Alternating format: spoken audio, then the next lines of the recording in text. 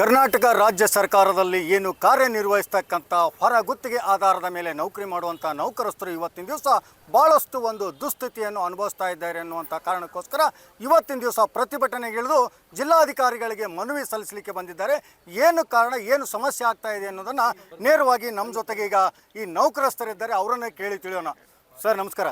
ನಮಸ್ಕಾರ. ಏನು ಸಮಸ್ಯೆ ಆಗ್ತಾ ಇದೆ? ಮುಖ್ಯವಾಗಿ ನಿಮಗೆ ಈಗ ತಿಂಗಳು ಸ್ಯಾಲ್ರಿ ಸರಿಯಾಗಿ ಆಗ್ತಾ ಇಲ್ವೋ? ಬೇರೆ ಬೇರೆ ಏನು ಸವಲತ್ತುಗಳು ನಿಮಗೆ ವಂಚಿತರಾಗ್ತಾ ಇದ್ದೀರಿ? ಅದರಲ್ಲಿ ನಮಗೆ ESI PF ಸರಿಯಾಗಿ ಕಟ್ತಾ ಇಲ್ಲ. ನಮಗೆ ಆಸ್ಪತ್ರೆಯಲ್ಲಿ ಹೋದ್ರೆ ಆಪರೇಷನ್ ಮಾಡಿದ್ರೆ ಸರಿಯಾಗಿ ಆಸ್ಪತ್ರೆಯಲ್ಲಿ ನಮಗೆ ಚಿಕಿತ್ಸೆ ನೀಡ್ತಾ ಇಲ್ಲ. ESI ಇದವ್ರು ಏನಂತಾರೆ, ಆಸ್ಪತ್ರೆಯವರು ನಿಮಗೆ ಇದು ಕ್ಲೇಮ್ ಆಗಂಗಿಲ್ಲ, ನೀವು ಇದಕ್ಕೆ ದುಡ್ಡು ಕಟ್ಟಬೇಕು ಅಂತ ಹೇಳ್ತಾರೆ. ನಾವು ಈ ದುಡ್ಡು ಕಟ್ಬೇಕಂದಾಗ ನಮ್ಮ ಕಡೆ ಒಮ್ಮೆ ಇರ್ತಾವು, ಒಮ್ಮೆ ಇರಂಗಿಲ್ಲ. ನಾವು ಸಾಲ ಸೂಲ ಮಾಡಿ ದುಡ್ಡು ತೊಗೊಂಡ್ಬಂದಿರ್ತೀವಿ. ಎಷ್ಟು ತಿಂಗಳಿಂದ ಸ್ಯಾಲ್ರಿ ಆಗಿಲ್ಲ ನಿಮ್ಗೆ? ಈಗ 3-4 ತಿಂಗಳಿಂದ ಒಮ್ಮೊಮ್ಮೆ ಇಲಾಖೆ ಒಳಗೆ ಸ್ಯಾಲ್ರಿ ಆಗ್ತಾ ಇಲ್ಲ, ಒಬ್ಬೊಬ್ಬರಿಗೆ 6 ತಿಂಗಳಿಂದ ಆಗ್ತಾ ಇಲ್ಲ. ಅವರಿಗೆ ಈ ಕೂಡಲೇ ಸರ್ಕಾರ ನೇರ ಪಾವತಿ ಮಾಡ್ಬೇಕಂತೇಳಿ ಅವರಲ್ಲಿ ವಿನಂತಿ ಮಾಡ್ಕೊತೀವಿ. ಜಿಲ್ಲೆಯಲ್ಲಿ ಎಷ್ಟು ಜನ ನೌಕರಸ್ಥರಿದ್ದೀರಿ ಹೊರಗುತ್ತಿಗೆ ಈಗ ಗುತ್ತಿಗೆ ಆಧಾರದ ಮೇಲೆ? ಈಗ ಸುಮಾರು ನಾವು ಇಲ್ಲಿ 2,000 ಜನ ಇದ್ದೀವಿ ಬಾಗಲಕೋಟೆ ಜಿಲ್ಲೆಯಲ್ಲಿ.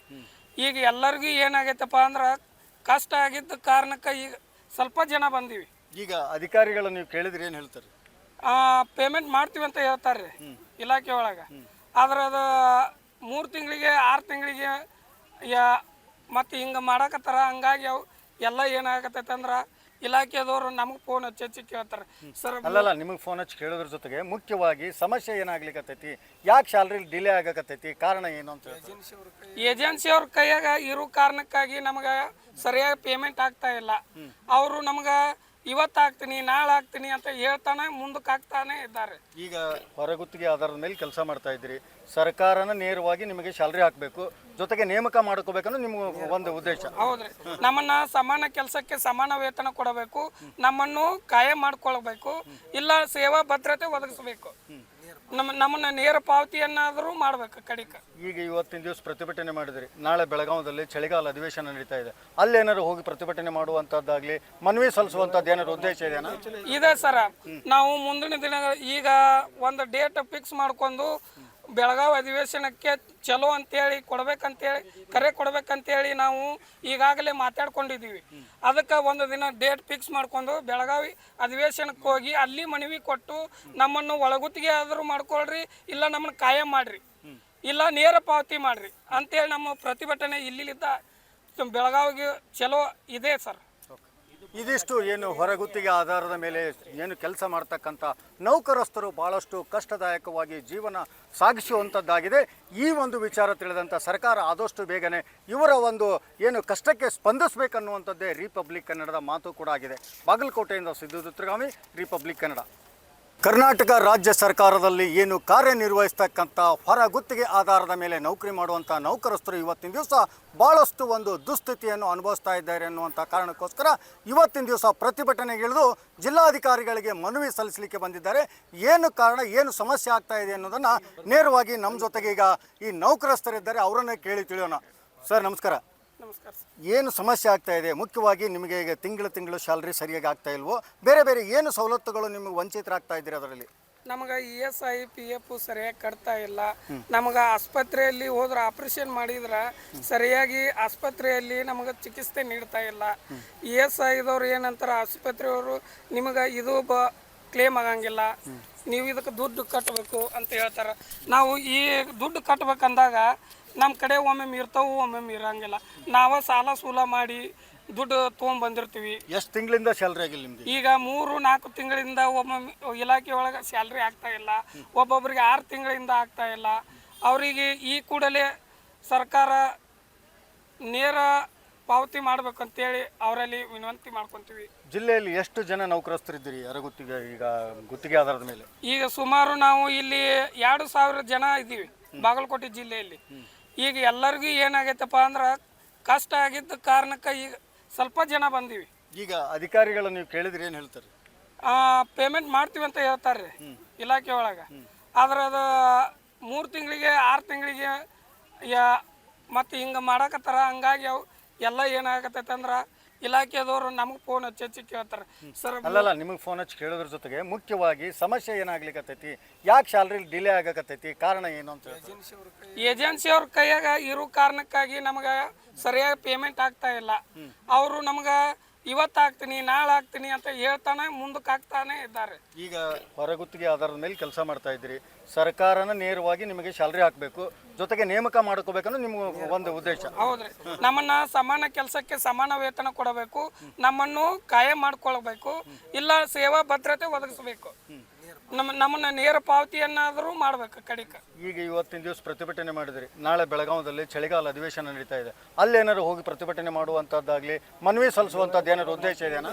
ಇದೆ ಸರ.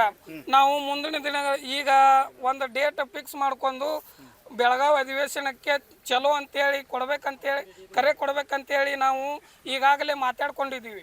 ಅದಕ್ಕೆ ಒಂದು ದಿನ ಡೇಟ್ ಫಿಕ್ಸ್ ಮಾಡ್ಕೊಂಡು ಬೆಳಗಾವಿ ಅಧಿವೇಶನಕ್ಕೆ ಹೋಗಿ ಅಲ್ಲಿ ಮನವಿ ಕೊಟ್ಟು ನಮ್ಮನ್ನು ಒಳಗುತ್ತಿಗೆ ಆದರೂ ಮಾಡ್ಕೊಳ್ರಿ, ಇಲ್ಲ ನಮ್ಮನ್ನು ಕಾಯಂ ಮಾಡ್ರಿ, ಇಲ್ಲ ನೇರ ಪಾವತಿ ಮಾಡ್ರಿ ಅಂತೇಳಿ ನಮ್ಮ ಪ್ರತಿಭಟನೆ ಇಲ್ಲಿದ್ದ ಬೆಳಗಾವಿಗೆ ಚಲೋ ಇದೆ ಸರ್.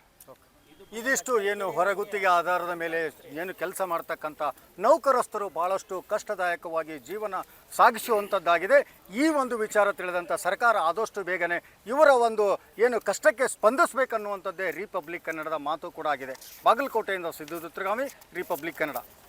ಕರ್ನಾಟಕ ರಾಜ್ಯ ಸರ್ಕಾರದಲ್ಲಿ ಏನು ಕಾರ್ಯನಿರ್ವಹಿಸ್ತಕ್ಕಂಥ ಹೊರಗುತ್ತಿಗೆ ಆಧಾರದ ಮೇಲೆ ನೌಕರಿ ಮಾಡುವಂಥ ನೌಕರಸ್ಥರು ಇವತ್ತಿನ ದಿವಸ ಭಾಳಷ್ಟು ಒಂದು ದುಸ್ಥಿತಿಯನ್ನು ಅನುಭವಿಸ್ತಾ ಇದ್ದಾರೆ ಅನ್ನುವಂಥ ಕಾರಣಕ್ಕೋಸ್ಕರ ಇವತ್ತಿನ ದಿವಸ ಪ್ರತಿಭಟನೆಗಿಳಿದು ಜಿಲ್ಲಾಧಿಕಾರಿಗಳಿಗೆ ಮನವಿ ಸಲ್ಲಿಸಲಿಕ್ಕೆ ಬಂದಿದ್ದಾರೆ. ಏನು ಕಾರಣ, ಏನು ಸಮಸ್ಯೆ ಆಗ್ತಾ ಇದೆ ಅನ್ನೋದನ್ನು ನೇರವಾಗಿ ನಮ್ಮ ಜೊತೆಗೆ ಈಗ ಈ ನೌಕರಸ್ಥರಿದ್ದಾರೆ, ಅವರನ್ನೇ ಕೇಳಿ ತಿಳಿಯೋಣ. ಸರ್ ನಮಸ್ಕಾರ. ನಮಸ್ಕಾರ ಸರ್. ಏನು ಸಮಸ್ಯೆ ಆಗ್ತಾ ಇದೆ? ಮುಖ್ಯವಾಗಿ ನಿಮಗೆ ಈಗ ತಿಂಗಳು ಸ್ಯಾಲ್ರಿ ಸರಿಯಾಗಿ ಆಗ್ತಾ ಇಲ್ವೋ, ಬೇರೆ ಬೇರೆ ಏನು ಸವಲತ್ತುಗಳು ನಿಮಗೆ ವಂಚಿತರಾಗ್ತಾ ಇದ್ದೀರಿ ಅದರಲ್ಲಿ? ನಮಗೆ ESI PF ಸರಿಯಾಗಿ ಕಟ್ತಾ ಇಲ್ಲ.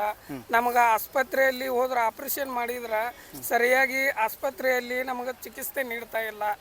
ESIದವ್ರು ಏನಂತಾರೆ, ಆಸ್ಪತ್ರೆಯವರು ನಿಮಗೆ ಇದು ಕ್ಲೇಮ್ ಆಗಂಗಿಲ್ಲ, ನೀವು ಇದಕ್ಕೆ ದುಡ್ಡು ಕಟ್ಟಬೇಕು ಅಂತ ಹೇಳ್ತಾರೆ.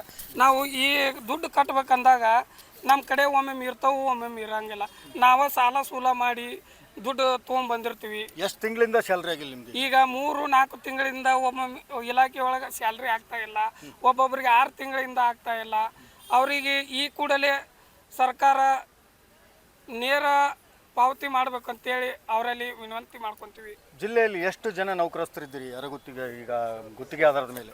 ಈಗ ಸುಮಾರು ನಾವು ಇಲ್ಲಿ 2,000 ಜನ ಇದ್ದೀವಿ ಬಾಗಲಕೋಟೆ ಜಿಲ್ಲೆಯಲ್ಲಿ. ಈಗ ಎಲ್ಲರಿಗೂ ಏನಾಗೈತಪ್ಪ ಅಂದ್ರೆ ಕಷ್ಟ ಆಗಿದ್ದ ಕಾರಣಕ್ಕೆ ಈಗ ಸ್ವಲ್ಪ ಜನ ಬಂದೀವಿ. ಈಗ ಅಧಿಕಾರಿಗಳು ನೀವು ಕೇಳಿದ್ರೆ ಏನು ಹೇಳ್ತಾರೆ? ಪೇಮೆಂಟ್ ಮಾಡ್ತೀವಿ ಅಂತ ಹೇಳ್ತಾರೆ ರೀ ಇಲಾಖೆ ಒಳಗೆ. ಆದ್ರೆ ಅದು 3 ತಿಂಗಳಿಗೆ 6 ತಿಂಗಳಿಗೆ ಮತ್ತು ಹಿಂಗೆ ಮಾಡಕತ್ತಾರ. ಹಂಗಾಗಿ ಅವು ಎಲ್ಲ ಏನಾಗತ್ತೈತೆ ಅಂದ್ರೆ ಇಲಾಖೆದವರು ನಮಗೆ ಫೋನ್ ಹಚ್ಚಿ ಕೇಳ್ತಾರೆ ಸರ್. ಅಲ್ಲಲ್ಲ, ನಿಮಗೆ ಫೋನ್ ಹಚ್ಚಿ ಕೇಳೋದ್ರ ಜೊತೆಗೆ ಮುಖ್ಯವಾಗಿ ಸಮಸ್ಯೆ ಏನಾಗ್ಲಿಕ್ಕತ್ತೈತಿ, ಯಾಕೆ ಸ್ಯಾಲ್ರಿ ಡಿಲೇ ಆಗಕತ್ತೈತಿ, ಕಾರಣ ಏನು ಅಂತ ಹೇಳ್ತಾರೆ. ಏಜೆನ್ಸಿ ಅವ್ರ ಕೈಯಾಗ ಇರೋ ಕಾರಣಕ್ಕಾಗಿ ನಮಗೆ ಸರಿಯಾಗಿ ಪೇಮೆಂಟ್ ಆಗ್ತಾ ಇಲ್ಲ. ಅವರು ನಮ್ಗೆ ಇವತ್ತು ಆಗ್ತೀನಿ ನಾಳೆ ಆಗ್ತೀನಿ ಅಂತ ಹೇಳ್ತಾನೆ ಮುಂದಕ್ಕೆ ಆಗ್ತಾನೆ ಇದ್ದಾರೆ. ಈಗ ಹೊರಗುತ್ತಿಗೆ ಆಧಾರದ ಮೇಲೆ ಕೆಲಸ ಮಾಡ್ತಾ ಇದ್ದೀರಿ, ಸರ್ಕಾರನ ನೇರವಾಗಿ ನಿಮಗೆ ಸ್ಯಾಲ್ರಿ ಹಾಕಬೇಕು, ಜೊತೆಗೆ ನೇಮಕ ಮಾಡ್ಕೋಬೇಕನ್ನೋ ನಿಮ್ಮ ಒಂದು ಉದ್ದೇಶ. ಹೌದ್ರಿ, ನಮ್ಮನ್ನ ಸಮಾನ ಕೆಲಸಕ್ಕೆ ಸಮಾನ ವೇತನ ಕೊಡಬೇಕು, ನಮ್ಮನ್ನು ಕಾಯಂ ಮಾಡ್ಕೊಳ್ಬೇಕು, ಇಲ್ಲ ಸೇವಾ ಭದ್ರತೆ ಒದಗಿಸಬೇಕು, ನಮ್ಮನ್ನ ನೇರ ಪಾವತಿಯನ್ನಾದರೂ ಮಾಡ್ಬೇಕು ಕಡಿಕ. ಈಗ ಇವತ್ತಿನ ದಿವಸ ಪ್ರತಿಭಟನೆ ಮಾಡಿದ್ರಿ, ನಾಳೆ ಬೆಳಗಾವದಲ್ಲಿ ಚಳಿಗಾಲ ಅಧಿವೇಶನ ನಡೀತಾ ಇದೆ, ಅಲ್ಲೇನಾದ್ರು ಹೋಗಿ ಪ್ರತಿಭಟನೆ ಮಾಡುವಂತದ್ದಾಗ್ಲಿ ಮನವಿ ಸಲ್ಲಿಸುವಂತದ್ದು ಏನಾದ್ರು ಉದ್ದೇಶ ಇದೆಯಾ? ಇದೆ ಸರ.